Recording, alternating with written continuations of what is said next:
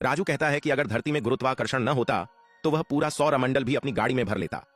आज उसने बस थोड़ा सा ज्यादा सामान लादा था, लेकिन उसी में उसकी यह कई बार हाथ बदली पुरानी ट्रक की आगे वाली एक्सल बीच से टूट गई। पाकिस्तान की कबाड़ से नई जिंदगी देने वाली गलियों में ऐसा होना कोई नई बात नहीं है।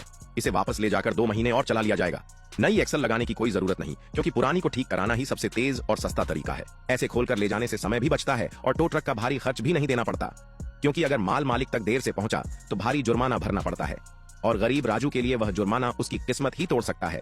पेशावर के देसी मैकेनिकों ने ट्रक के नीचे लेटकर बस इधर उधर हाथ चलाया और 2.5 मिनट से भी कम समय में इतनी मजबूत एक्सल उतार दी जो राजू की किस्मत से भी ज्यादा सख्त थी। टूटी हुई हालत देखकर साफ था कि इसे थूक से जोड़ना नामुमकिन है। पाकिस्तान में ऐसे टूटे हाथ पांव जैसी गाड़ियों का इलाज आम बात है। राजू को जल्दी सड़क पर वापस भेजने के लिए मैकेनिकों ने एक्सल को छोटी गाड़ी पर लादकर तुरंत वर्कशॉप पहुंचा दिया। कुछ ही मिनटों में वह वहां पहुंच गई। सबने मिलकर उसे हाइड्रोलिक मशीन पर रखा। मरम्मत से पहले भारी हथौड़े और लोहे की रॉड से टेढ़े हिस्सों को अलग किया गया। फिर स्केल से नापकर टूटे हिस्से पर चौक से वी शेप की कटिंग लाइन बनाई गई।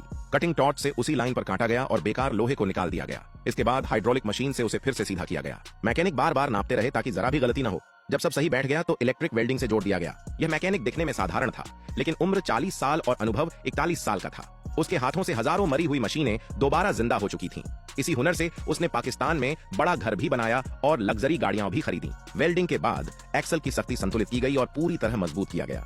उसने कहा कि यह फैक्ट्री जैसी मजबूत तो नहीं होगी, लेकिन राजू की अगली भारी लॉट तक आराम से चलेगी। 21 वेल्डिंग रॉड लगाकर एक्सल को पूरी तरह जोड़ दिया गया। फिर ग्राइंडर से सारे उभार और जोड़ चिकने कर दिए गए। ग्राहक को खुश रखने के लिए इस देसी वर्कशॉप ने महंगे कोयले से हीट ट्रीटमेंट भी किया, जिससे धातु और ज्यादा मजबूत और टिकाऊ बन सके। एक्सल को लाल लाल गरम करके फिर मशीन से बिल्कुल फैक्ट्री जैसी शेप में लाया गया, ताकि ट्रक चलाते समय टायर घिसे नहीं और गाड़ी एक तरफ न खींचे। सब कुछ ठीक लगने पर सभी जोड़ लगाए गए और वापस ट्रक पर भेज दिया गया। जब ट्रक पर फिटिंग खत्म हुई तो रात हो चुकी थी।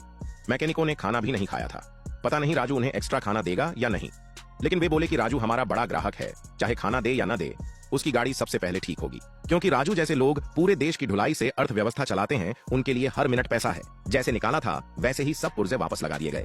बिना मशीन के भी ये लोग हर नट बोल्ट सही जगह फिट कर देते हैं। ये उनके खून में बसा हुनर है। आखिरकार पहिए लगाए गए और मरम्मत पूरी हुई। राजू बोला कि मरम्मत में वक्त जरूर लगा, लेकिन वर्कशॉप भरोसेमंद है और ऊपर से मजबूती का ट्रीटमेंट फ्री में मिला।